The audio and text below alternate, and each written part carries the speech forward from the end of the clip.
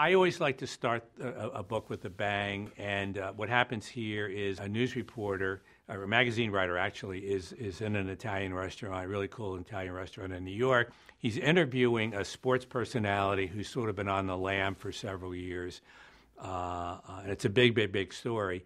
So he's really into this interview, and at the next table, a guy walks in and murders a big mafia don. So that's very distracting, and the next time he looks, the sports hero is gone. So it's kind of a cool way to start things off.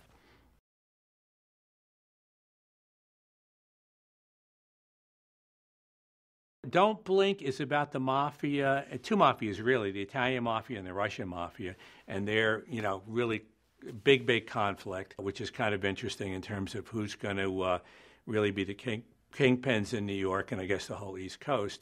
Our poor journalist gets thrown right in the middle of it.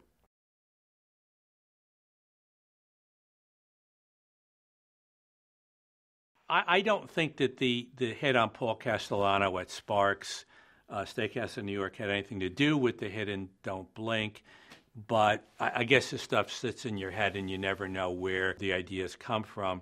I mean, there have been a lot of mafia hits in New York at various restaurants. They seem to like to hit people while they're eating for some reason, maybe because you got your fork and your knife and, you figure you no room for a gun in your hand, etc. I don't know.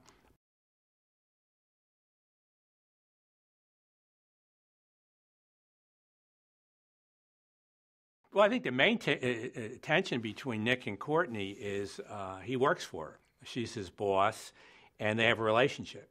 And I think that's always tricky, whether it's the man reporting into the woman or the woman reporting into the man.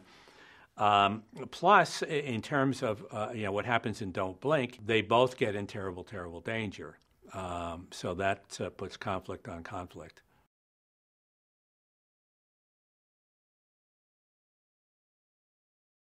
I've written about New York before, the Michael Bennett stories and Don't Blink, and I'm sure there have been a couple others. Just a lot of things can happen sort of believably in New York. A lot of bad things, a lot of good things.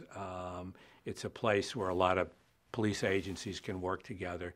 It's interesting. I know New York because I've lived here, or I did live here for quite a while.